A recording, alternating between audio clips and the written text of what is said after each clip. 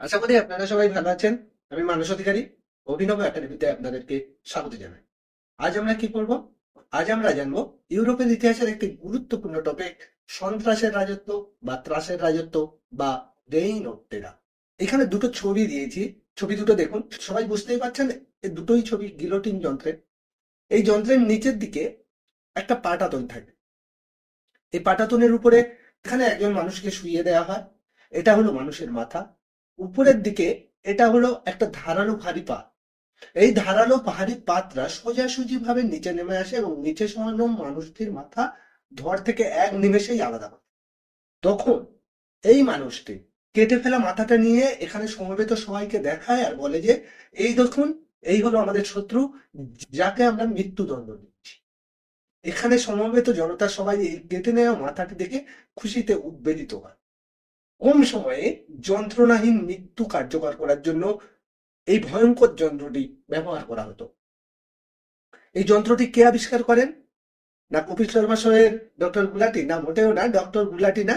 Guillotine যন্ত্র আবিষ্কার করেন ডক্টর গিলোটিন। সন্ত্রাসের রাজত্ব। সন্ত্রাসের রাজত্ব হলো ফরাসি বিপ্লবের একটি অংশ। 1793 থেকে 1794 পর্যন্ত পুরো 1 বছর ধরে এই মৃত্যুর তাণ্ডব চলেছিল এবং অবশেষে এটাকে বন্ধ করা হয়েছিল। তো আজ আমরা সন্ত্রাসের রাজত্ব নিয়ে আলোচনা করব। ফরাসি বিপ্লবের একটি ভয়ঙ্কর এবং কালো অধ্যায় হলো এই সন্ত্রাসের রাজত্ব। এই ফরাসি বিপ্লবে অনুপ্রাণিত হয়ে বহু দেশে বিপ্লব এসেছিল। অনেক দেশ ফ্রান্স দেশের এই বিপ্লবকে অনুসরণ করেছিল, কারণ এই বিপ্লবে হিউম্যান রাইটসকে, অর্থাৎ মানুষের যে মৌলিক অধিকার, যেমন বাক স্বাধীনতা একটা মৌলিক অধিকার, বেঁচে থাকার অধিকার, ভোটাধিকার বা ভোট দেওয়ার অধিকার, এই ধরনের কিছু মৌলিক অধিকারকে প্রাধান্য দেওয়া হয়েছিল। এই ফরাসি বিপ্লবে কালো দাগের মতো অধ্যায় হলো এই সন্ত্রাসের রাজত্ব।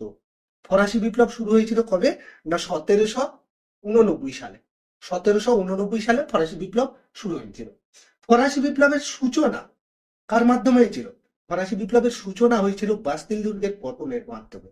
এই বাস্তিল দুর্গটা কি ছিল? না পূর্ব রাজাদের স্বৈরাচারের ও অত্যাচারের প্রতীক। এই বাস্তিল দুর্গের পতন ঘটেছিল 1789 সালের 14ই জুলাই। তো ফ্রান্সে রাজতন্ত্র এলো। রাজতন্ত্রের পরে কি এলো? সাংবিধানিক রাজ। এই সাংবিধানিক রাজতন্ত্রের পরে কি হলো? না রিপাবলিক ফ্রান্স। এখন ফ্রান্স কি হয়ে গেল? না রিপাবলিক হয়ে গেল। লোকে তো খুব খুশি হলো। রিপাবলিক হলো মানে কি? না ফ্রান্সে এমন একটা শাসনতন্ত্র এলো যে শাসনতন্ত্রের উপরে কোনো রাজা নেই। তাহলে কে আছে? তাহলে কে আছে? না সাধারণ মানুষ দ্বারা নির্বাচিত প্রতিনিধি। কারা ভোট দিয়ে এনেছিল? সাধারণ মানুষ। 1792 সালে ফ্রান্সে একটা আইন পাস হয়। কবে? না 1792 সালে। 1792 সালে ফ্রান্সে একটা আইন পাস হয়েছিল। সেই আইন অনুযায়ী বলা হয়েছিল যে 21 বছর বা তার বয়সী বয়সের পুরুষদেরকে ভোটাধিকার দেওয়া হয়। সে তার সম্পদ থাক বা নাই থাক, কেবল একটাই শর্ত, সেই পুরুষ মানুষের বয়স 21 বা তার বেশি হতে হবে। সেই অনুযায়ী তারা ভোট দিল এবং গণতন্ত্র প্রতিষ্ঠার মাধ্যমে তারা তাদের শাসনতন্ত্রের সর্বোচ্চ ব্যক্তিকে নির্বাচিত। কারণ কি? না ফ্রান্স তখন রিপাবলিক হয়েছে। এখন এই নির্বাচনে কে নির্বাচিত হয়েছিল? একটু বুদ্ধি লাগাও। হুম, এটাই স্বাভাবিক যে নির্বাচনে রোবসপিয়ার জিতেছিল। কেন জিতেছিল? কারণ সেই সময় ফ্রান্সের জ্যাকোবিন ক্লাবের প্রাধান্য ছিল। সাধারণ মানুষের কাছে তাদের গ্রহণযোগ্যতা ছিল অনেক বেশি। তাছাড়া মানুষের ভোটাধিকার এনে দিয়েছিল এই জ্যাকোবিন দল। রাজতন্ত্রের অবসান ঘটিয়েছিল এই জ্যাকোবিন দল। আর রোবসপিয়ার ছিলেন এই জ্যাকোবিন দলের প্রধান নেতৃত্ব।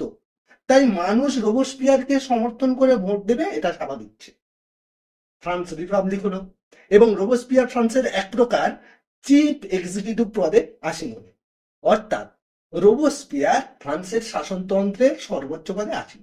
তো এই রোবসপিয়ার বা জ্যাকোবিন দল যতদিন ফ্রান্সের শাসনতন্ত্রের প্রধান ছিল, বলা ভালো রোবসপিয়ার বা জ্যাকোবিন দলের শাসনকালকেই বলা হয় সন্ত্রাসের রাজত্ব।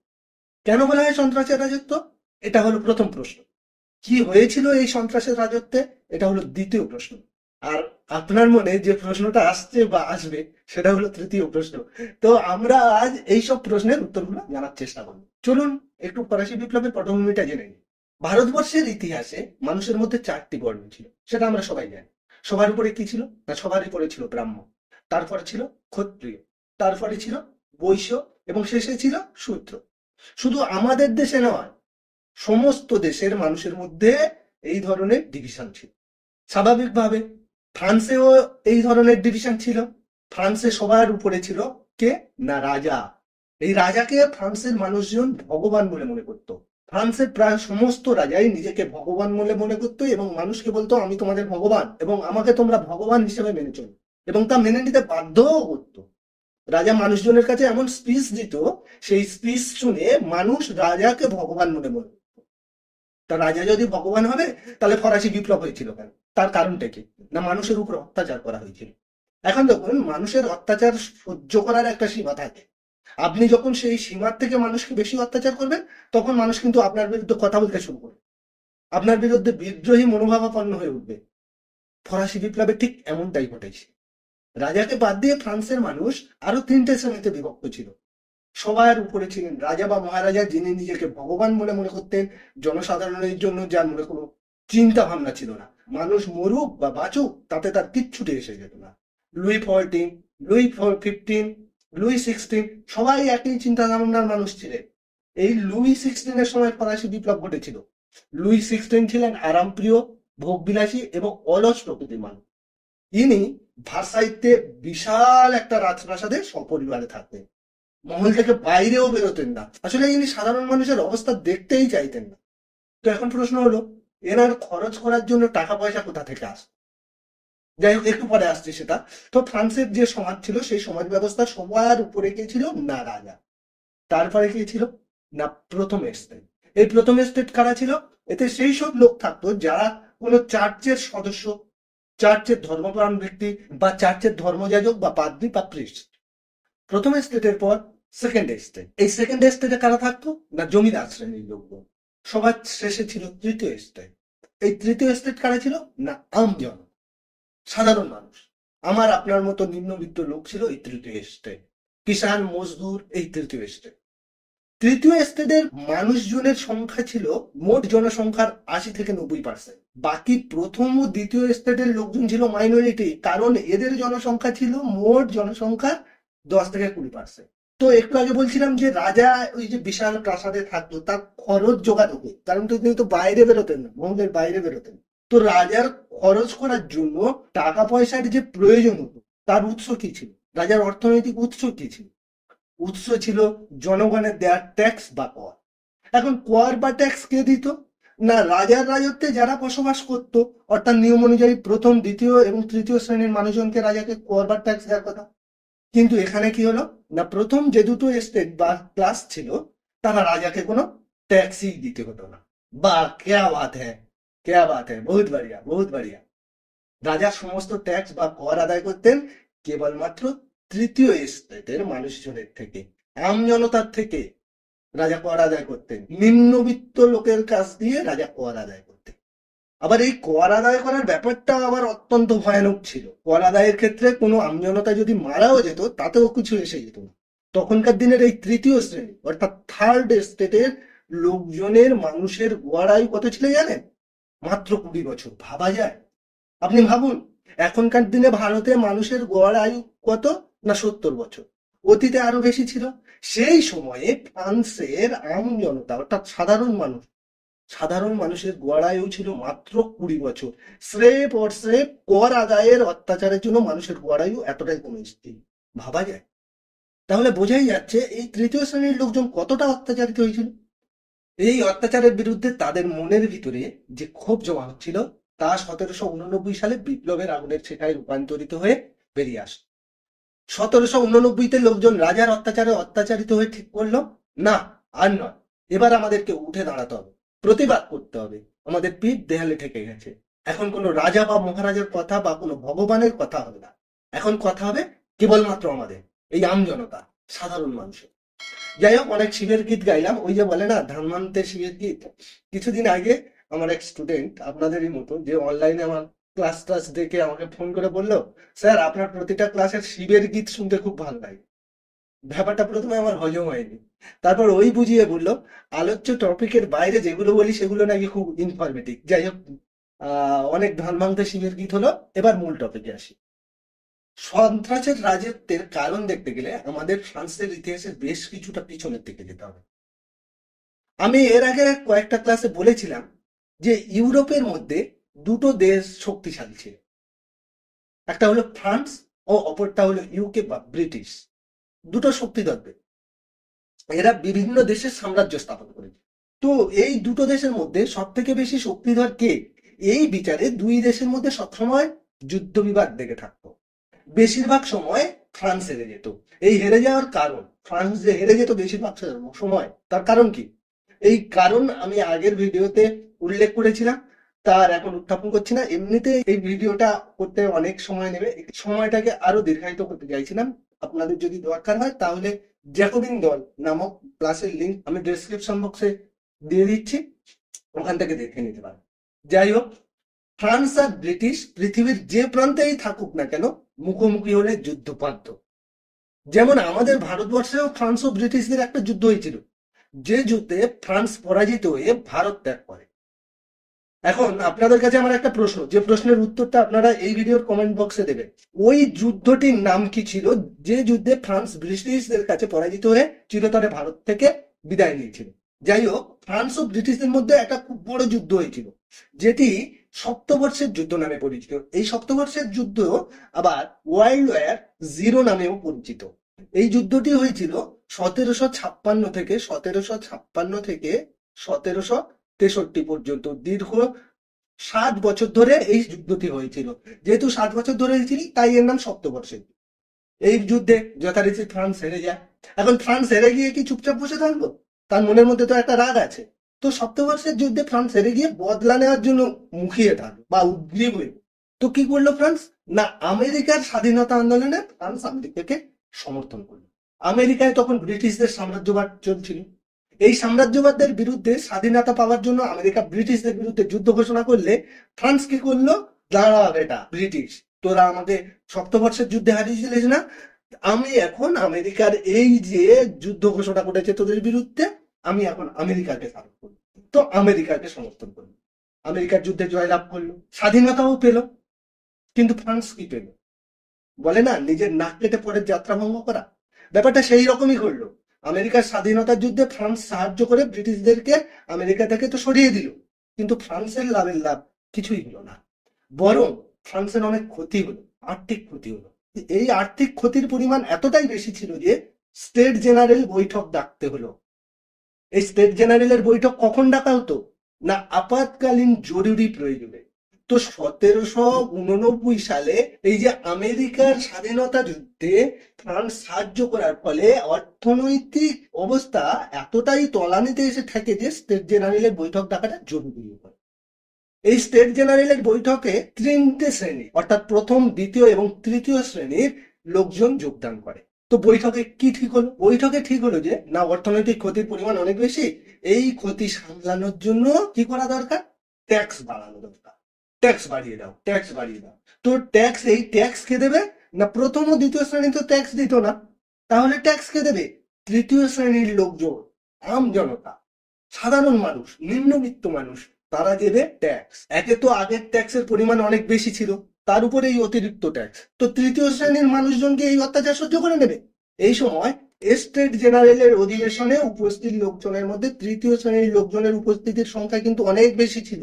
অতিরিক্ত করের কথা শুনে তাদের মুড খারাপ হয়ে গেল। তারা বললো, হটাও এসব, আমরা ওসব অতিরিক্ত কর দিতে পারবো না, এই ধরনের রাজতন্ত্রকে হটাও। আমরা চাই না যে রাজা আমাদের উপর কোনো হুকুম চালা, আমরা চাই না যে রাজা আমাদের উপর কোনো অতিরিক্ত কর চাপিয়ে দিক। চলো ফটাফট তাড়াতাড়ি সংবিধান তৈরি করো এবং পুরো ফ্রান্সে পরিবর্তন আনো। তো এই স্টেট জেনারেলের অধিবেশনে তৃতীয় শ্রেণীর লোকজন সংবিধান তৈরি করার দাবি করল। কি তৈরি করার? সংবিধান বা কনস্টিটিউশন তৈরি করার দাবি করল। কিন্তু এই অধিবেশনে তৃতীয় শ্রেণীর লোকজন সংবিধান তৈরি করার দাবি জানালেও মনে রাখার বিষয় যে তারা কিন্তু ফ্রান্সকে রিপাবলিক করার দাবি জানায়নি। তারা বলল, ভাই এই রাজাকে নিয়ে আমাদের কোনো প্রবলেম নেই, কিন্তু রাজাকে সংবিধানের নিয়মের মধ্যে আনাও। অর্থাৎ রাজা আমাদের উপর যথেচ্ছভাবে নিয়ম না চাপিয়ে সংবিধান অনুযায়ী নিয়ম নীতি চালু করুক, সাংবিধানিক রাজতন্ত্রের দাবি। 1789 সালে এই সময় কি হয়েছিল? না, বিপ্লব বা ক্রান্তি শুরু হয়েছে বাস্তিল দুর্গের পতনের মাধ্যমে। এরপর কি হয়? না, রাজা বলল, ঠিক আছে ঠিক আছে, আমি আপনাদের দাবি মেনে নিচ্ছি, আপনারা সংবিধান তৈরি করুন, সেই সংবিধান অনুযায়ী দেশ পরিচালনা।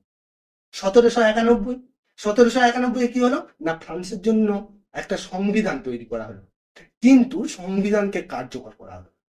1792, 1792 কি হলো না, ফ্রান্সে রাজতন্ত্র শেষ করে দেওয়া হলো এবং ফ্রান্সকে রিপাবলিক ঘোষণা করে দেওয়া। তো এই সময় রাজা কি চুপ করে বসেছিল? না, তিনি বসেছিলেন না। তিনি ফ্রান্সে কি করে পুনরায় রাজতন্ত্র প্রতিষ্ঠা করা যায় গোপনে তার প্রচেষ্টা চালাতে লাগলো। এই সময় অস্ট্রিয়া, প্রাসিয়া ফ্রান্সকে আক্রমণ করে রাজতন্ত্র পুনঃপ্রতিষ্ঠার চেষ্টা করতে থাকে। ফলে দেখা যায় ফরাসি বিপ্লবের প্রথম নৃশংস হত্যাকাণ্ড সেপ্টেম্বর হত্যাকাণ্ড। এই সেপ্টেম্বর হত্যাকাণ্ডকে নিয়ে আমি আগে একটা ভিডিও ক্লাস চ্যানেলে আপলোড করে দিয়েছি, যার লিংক ডেসক্রিপশন বক্সে দিয়ে রাখলাম, প্রয়োজন হলে দেখে নিতে পারেন। যাই হোক, 1792-তে রাজতন্ত্র সম্পূর্ণভাবে তুলে দেওয়া হয়।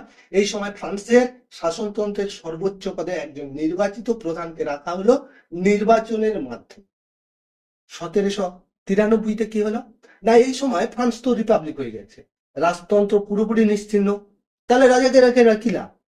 তো 1793 সালের 21 জানুয়ারি রাজা ষোড়শীকে গিলোটিন যন্ত্রে হত্যা করে তার প্রাণদণ্ড কার্যকারী করা হয়।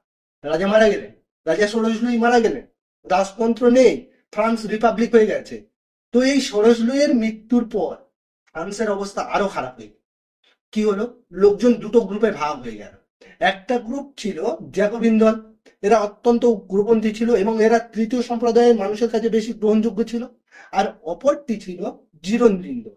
এই জিরোন্ডিন দল বলল সংবিধান আনা হবে, কিন্তু এই সংবিধান আনার প্রক্রিয়াটা শান্তিপূর্ণভাবে করতে হবে। জ্যাকোবিন দল ছিল ক্রান্তিকারী দল, জ্যাকোবিন দল ছিল ক্রান্তিকারী, তারা বিপ্লবে বিশ্বাস করত। তারা বলল না না, শান্তিপূর্ণভাবে কিছু হবে না, বিপ্লবের মাধ্যমে আমরা সবকিছু হাসিল করবো। কমিটি অফ পাবলিক সেফটি আসার পর জ্যাকোবিনদের রাজ শুরু হয়ে গেল। এই কমিটিতে জ্যাকোবিনদের সংখ্যা অনেক বেশি ছিল। তৃতীয় সম্প্রদায়ের লোকজনের কাছে এই জ্যাকোবিনদের জনপ্রিয়তা এবং গ্রহণযোগ্যতাটা অনেক বেশি ছিল। এই জ্যাকোবিন দলের নেতা কে ছিলেন না, রোবসপিয়ার। এই রোবসপিয়ার অত্যন্ত চতুর, বুদ্ধিমান এবং শিক্ষিত ব্যক্তি ছিলেন। 1793-তে ফ্রান্সের শাসনতন্ত্রের সর্বোচ্চ পদে রোবসপিয়ার বসে ফ্রান্সের শাসনকাজ পরিচালনা করতে লাগলেন। তিনি 1794 পর্যন্ত ফ্রান্সকে শাসন করেন। তার এই শাসনকালকে বলা হয় সন্ত্রাসের রাজত্ব বা রেইন অফ টেরর। এখানে রেইন কথার অর্থ বৃষ্টি বা বারিশ বালি রেইন নয়, এখানে রেইন কথার অর্থ শাসনকাল। প্রকৃতপক্ষে এই সময়কালে রোবসপিয়ার শাসন করেনি, শাসন করেছিল তাহলে কে না, শাসন করেছিল তার সৃষ্টি করা ভয় বা ভীতি। কেন, রোবসপিয়ার কি ভূতরুত ছিলেন নাকি যে ভয় বা ভীতি সৃষ্টি করবেন? না না, রোবসপিয়ার কোনো ভূতরুত ছিলেন না। তবে ওই সময়কালে তিনি যে ভয়ের বাতাবরণ তৈরি করেছিলেন, তা কালী পুজোর রাতে কোনো বাচ্চার মনে যে ভীতি জন্মায় তার থেকে কিছু কম ছিল না। তো কেমন করে তিনি ভয়ের বাতাবরণ তৈরি করেছিলেন, তো আসুন জেনে নিন। রোবসপিয়ার এই নীতি চালু করলেন যে মানুষকে কন্ট্রোলে রাখ, যদি কন্ট্রোলে না থাকে তাহলে সরাসরি শাস্তি দাও। তো শাস্তি কাদেরকে দেয়া হলো, রাজতন্ত্রের সমর্থক এবং রিপাবলিকের শত্রু যারা। ফ্রান্স তো রিপাবলিক হয়ে গেছিল। এখন এই রোবসপিয়ারের কোনো একজনকে দেখে মনে হলো এই ব্যক্তি মনে করে ফ্রান্সের রাজতন্ত্র ভালো ছিল। এই যে আমাদের ভারতে অনেকেই মনে করেন যে আজকের দিনের থেকে ইংরেজের শাসনকাল অনেক ভালো ছিল, যদিও এটা নিয়ে অনেক বড় বিতর্ক সভা তৈরি করা যেতে পারে। হয়তো কোনোদিন দেখবো স্টার আনন্দের সুমন কিংবা আর বাংলার অনির্বাণ এই নিয়ে একটা বড় বিতর্কের শো টিভিতে রেখেছে। সে যাই হোক, আবার সেই ধর্মাঙ্কে শিবের ইগনোর ইগনোর। তো রোবসপিয়ার কোনো একজনকে দেখে মনে হলো এই ব্যক্তি মনে করে ফ্রান্সের রাজতন্ত্র ভালো ছিল, এই ব্যক্তি পুনরায় ফ্রান্সের রাজতন্ত্র আনার চেষ্টা করছে। এইরকম লোক কারা ছিল না, রাজ পরিবারের কাছাকাছি থাকা লোকজন, জুরি পাদ্রি, অন্য দলের সদস্যরা। জ্যাকোবিনরা কি ছিল, বামপন্থী ছিল। তারা এই সময় ডানপন্থী নেতাদের সন্দেহ শুরু করলো।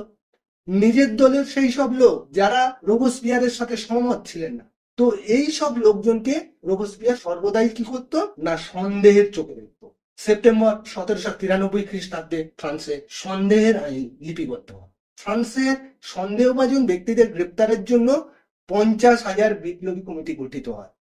সাধারণ নিরাপত্তা সমিতি সন্দেহভাজন ব্যক্তিদের তালিকা তৈরি করে তাদের সেই সব সন্দেহভাজন ব্যক্তিদেরকে গ্রেপ্তার করা হতো, জেলে রাখা হতো এবং রেভলিউশনারি ট্রাইব্যুনালে বিচার করা হতো। এখন এই রেভলিউশনারি ট্রাইব্যুনালটা কি, রোবসপিয়ার ক্ষমতা এসে একটা ট্রাইব্যুনাল গঠন করেছে। এই ট্রাইব্যুনাল 2 থেকে 3 দিনের মধ্যে কারোর বিচার সম্পন্ন করে দোষী বা নির্দোষী সাব্যস্ত করে দিত। এখন দোষী কারা? ট্রাইব্যুনালের বিচারে যাদেরকে মনে হতো এরা দেশের বিপ্লবের বা রিপাবলিকের বিরোধী বা দেশের বিপ্লবের বা রিপাবলিকের শত্রু, তাদেরকে ট্রাইব্যুনাল কি করতো? দোষী হিসাবে সাব্যস্ত করতো। এখন ট্রাইব্যুনাল যাকে দোষী বলে সাব্যস্ত করতো তাকেই গিলোটিন যন্ত্রে হত্যা করা। বিপ্লবীদের বা জ্যাকোবিনদের বা বিপ্লবের বিরুদ্ধে যদি কেউ কিছু বলতো তৎক্ষণাৎ তাকে গিলোটিনে হত্যা করা হতো, সে যে কেউ হোক না কেন।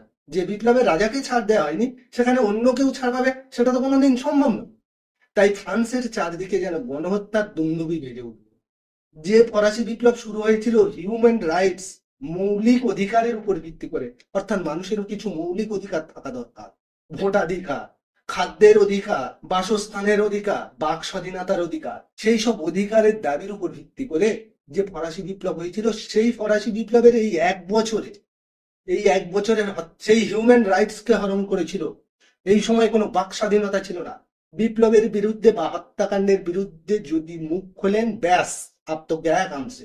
একটা সময় জ্যাকোবিনরা তৃতীয় সম্প্রদায়ের মানুষজন যারা এই হত্যাকাণ্ডের বিরুদ্ধাচরণ করতো বা হত্যাকাণ্ডের বিরুদ্ধে কথা বলতো তাদেরকেও মারতে শুরু করলো। লো ভাইয়া একে হওয়া, যাদের জন্য তোমরা বিপ্লব শুরু করেছিলে তাদেরকেই মারতে লাগলে। পরিস্থিতি ক্রমশ নিয়ন্ত্রণের বাইরে চলে গেল। এই হত্যাকাণ্ডে সরকারি হিসাবে প্রায় 17,000 লোক মারা গিয়েছিল, কিন্তু প্রকৃতপক্ষে এই সংখ্যাটা ছিল লাখের। মানুষ এই সময় সব সময় ভয়ে ভয়ে থাকতো। এই না তাকে রোবোস্পিয়ার বা তার লোকজন সন্দেহ করে বসে, এই না তাকে গিলোটিনে ফেলে দেয়। তো সন্ত্রাসের রাজত্ব কিভাবে সৃষ্টি হয়েছিল তা তো আমরা জানলাম। এছাড়াও তৎকালীন সমাজ ব্যবস্থায় আরো কিছু পরিবর্তন আনা হয়েছিল যেগুলি পরোক্ষভাবে এই পরিস্থিতি সৃষ্টির জন্য দায়ী ছিল। সেগুলো কি? আমরা জানি যে ফ্রান্সকে রিপাবলিক ঘোষণা করার আগে জ্যাকোবিন দল ঘোষণা করেছিল কি 21 বছর বা তার অধিক বয়সে পুরুষ মানুষের ভোটাধিকার এবং দ্রব্যের নির্দিষ্ট বিক্রয় মূল্য। তো কি হলো? রোবোস্পিয়ার ক্ষমতায় এসে দ্রব্যের নির্দিষ্ট বিক্রয় মূল্য বেড়ে দিয়েছিল, মাংস এবং রুটিকে রেশন ব্যবস্থার মধ্যে আনে।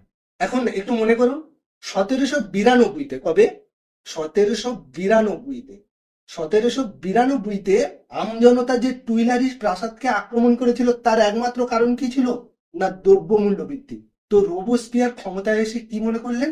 যে আমি সবকিছু কন্ট্রোল করবো এবং জ্যাকোবিন দল যে দাবিগুলো আগে রেখেছিল সেগুলো পূরণ।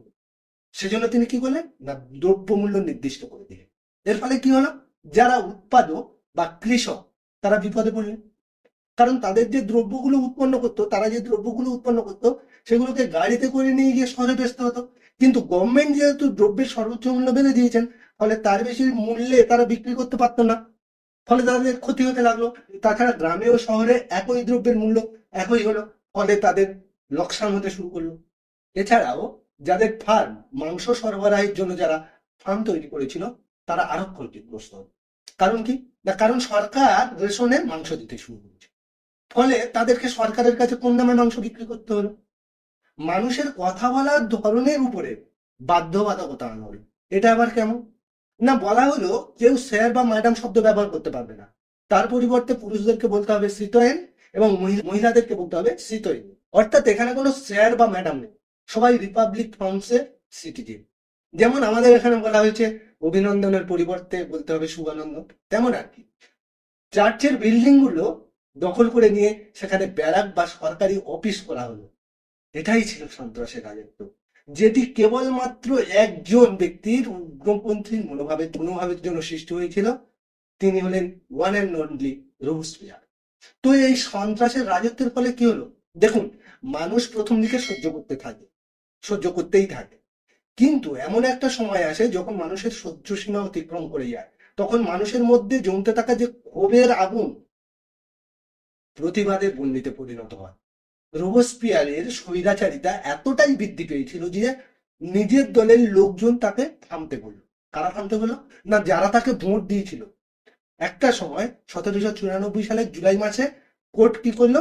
রোবোস্পিয়ারের বিরুদ্ধে মামলা শুরু করলো, রোবোস্পিয়ারকে গ্রেপ্তার করা হলো। পরের দিন কি করা হলো?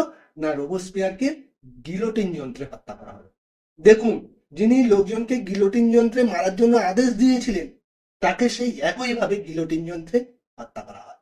তো এখানেই সন্ত্রাসের রাজত্ব শেষ হয় এবং জ্যাকোবিন দলের কর্তৃত্ব শেষ হয়ে যায়। এই সন্ত্রাসের রাজত্ব সম্পর্কে অতি সংক্ষিপ্ত প্রশ্নোত্তর আমাদের ফেসবুক পেজে দেওয়া আছে, যার লিঙ্ক আমি এই ভিডিও ডেসক্রিপশন বক্সে দিয়ে রাখলাম। যদি দরকার বলে মনে হয় তো ওখানে গিয়ে দেখে নিতে পারেন। তো সন্ত্রাসের রাজত্ব শেষ হয়ে গেল, জ্যাকব ইন্দলের কর্তৃত্ব শেষ হয়ে গেল। তো এরপর কি হলো? কোনো জায়গা কোনোদিনই ফাঁকা পড়ে থাকবে না। তো এরপর শুরু হলো ডাইরেক্টরি শাসন। পরের ক্লাসে ডাইরেক্টরি শাসন নিয়ে আলোচনা করব। সবাই ভালো থাকবেন, সুস্থ থাকবেন। ধন্যবাদ।